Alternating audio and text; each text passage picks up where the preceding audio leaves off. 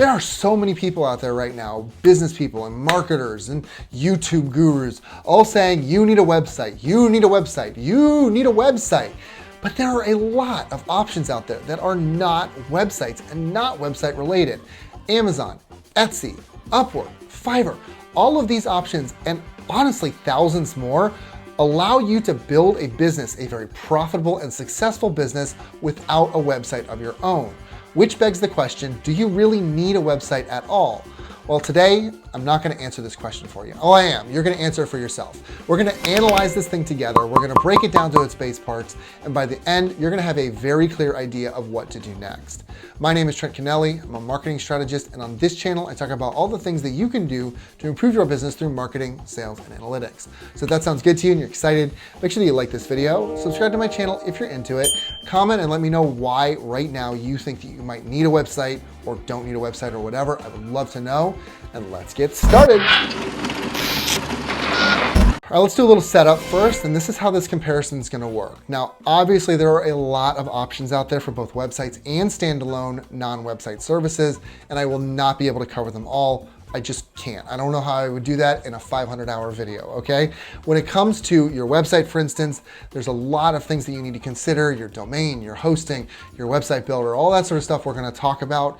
When it comes to those standalone services, we need to think about costs that are associated, the flexibility of being able to build your brand and all that sort of stuff we're gonna talk about coming up as well, because that's really important when we're considering how the branding of the site plays into the branding of your own store on that site. So we're gonna get into all that in just a few minutes. I just wanna be very clear that we're gonna talk about Etsy, Amazon, Upwork, and Fiverr as compared to websites for the most part, because those are the real high points of that standalone side. Now, it's also worth pointing out that there are generally three types of businesses online: products, services, and software as a service. Products being physical things that you can buy, like a toy or an egg or something. A service is anything with some action that's required from a human being. So if you're a lawyer or a programmer, you have to put work in physically to make that happen. That's a service. And SaaS, or software as a service, is a software that is performing a function for you. So it's performing that service for you. So it's kind of in the middle between a product and a service. Now, I bring this up because you might be wondering how the type of business affects the outcome. I did too. I actually thought that it was going to be very different. But as I continued down this analysis, I realized that actually it's pretty binary. If it's true for products, it'll most often be true for services and SaaS as well. So I'm really not gonna look too much at the three differences here because there aren't really many. All right, let's jump in with ease of startup. So to start selling anything, you really need a few basics, okay? You need a way for people to find you, for them to understand your offering, and to pay you. This can be super easy via standalone platforms because these platforms already have the basics baked in effectively. All you need to do from a very high level is give them some basic information, make a few settings changes. So if you're in products, you need to set up your drop shipping operations, that sort of stuff. If you're in services, you need to tell them what you're doing and have a way for people to communicate with you, some sort of communications portal or something like that. And you're off to the races. That's really it. Websites are a bit harder to start up. So you need technical knowledge, or to hire someone with technical knowledge, so that costs money, to have this set up, because you need to have hosting set up, you need to have your site builder set up, you need your payment gateway, your analytics, and everything else that has to go into a website has to be set up. So there are of course services like Squarespace and Wix that make that a little bit easier, but even with those systems, you have to have more setup than you do with something like Amazon. You need domains, you need to connect to other systems like your email.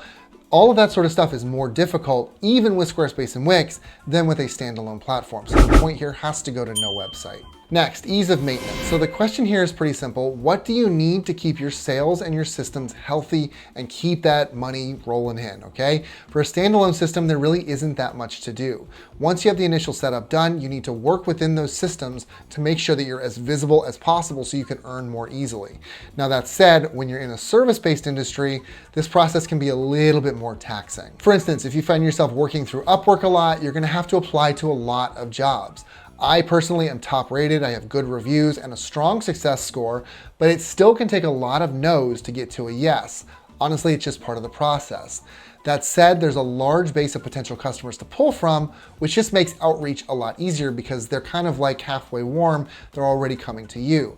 That's also true for Amazon and Etsy because your products are being searched for on those platforms. Websites take a lot more work. Your website, even in its easiest form on Squarespace or Wix or Shopify, still requires more work to get the same result in the beginning. Your website is just you, which means that your first big task is to build the traffic that Amazon and Etsy and Upwork already have, okay? This traffic is just for you, and so it takes a lot more work to get there. It's also worth considering that sometimes things just break on your website. When that happens on a standalone site, you don't have to worry about it. They will fix it. But when it happens to you, you have to fix it yourself. So once again, the point has to go to no website here. Next, malleability and brand control. So what we're looking at here is how easy it is to display what you want in the way that you want to display it. So for instance, if you want a specific color scheme, or you want to display your messaging in a certain way, that sort of stuff. This really comes down to two different things. How easy is it to do this on a functional level, and how easy is it to control my brand identity? Now, with respect to how to do this functionally, honestly, it can be a challenge on a lot of these standalone sites.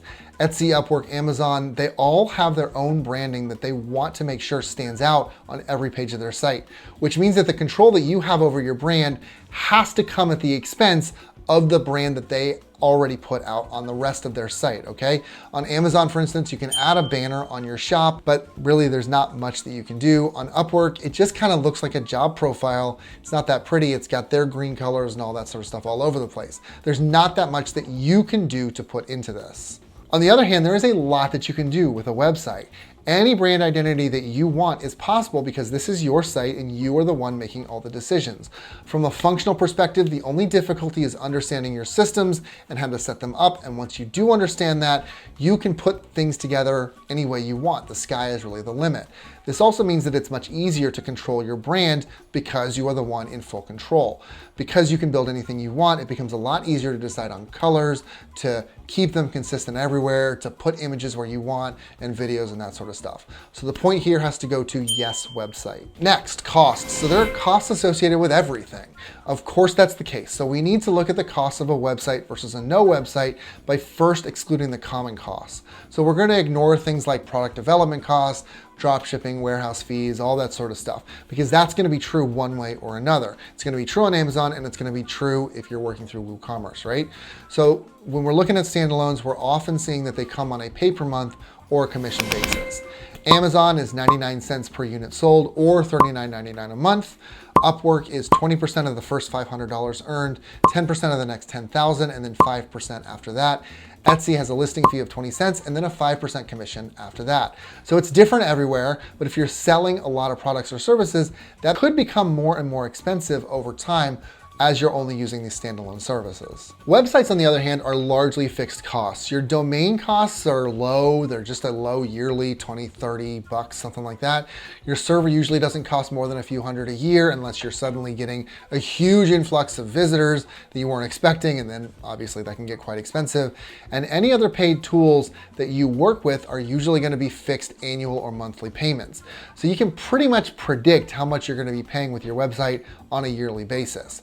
So I'm gonna have to give this yes website as the point because it's way more predictable, and in the vast majority of cases, it's just a lot cheaper. Next, let's talk about data and customer ownership. So data is obviously the data that you can collect on what this person is doing on the site. Customer ownership might sound kind of like a weird term, but the idea here is that wherever this customer buys from, so if they buy from Amazon or they buy from you, that site now owns the customer, meaning that they own the customer data. If I buy from Amazon, Amazon gets to collect the email address and the location and any other data that they can gather from you. If they buy from my website, I get to gather that information, okay? This is very, very important because if you're selling through a standalone site, you simply do not own your data. Amazon is never gonna show you that customer's contact information because they don't want you to take that information and move them off of Amazon. It's a protectionist measure to make sure that they are continuing to make money with the person that they brought to you, okay? So it makes some sense. Upwork's gonna do the same thing, Fiverr's gonna do the same thing, they're all the same. And this is a really huge deal because that limited visibility reduces your ability to market to them anywhere that they are, okay? You cannot do retargeting ads, for instance, on Facebook if you find them on Amazon. You can't do retargeting emails or anything like that. It just really reduces the ability for you to take action outside of that platform. So for instance, let's say that you're selling car wax on Amazon. If someone comes to your Amazon shop, looks at a product, doesn't buy it, and leaves, you're out of luck. You are entirely reliant on Amazon to send an email or retargeting ad on their own dime to this customer to get them to come back and buy your product. And maybe that doesn't sound like a bad deal to you. You don't have to pay for the ads or anything like that, but consider this. With somebody else advertising your product that also has a lot of other products on their site, I promise you they are not just advertising your product. They're going to be advertising other products as well, which means that that ad is also competition for you. Amazon honestly doesn't care what gets purchased. Amazon wants you to spend money. So whatever is most likely to make that happen is going to win on these ads. A website, on the other hand, is all yours, and so as a consequence, so is its data. If you know how to gather the data, you can really get granular on what's happening with your site, with your customers, and what you can do to keep bringing them back into the fold. Which also means that you don't have to rely on Amazon for that retargeting ad.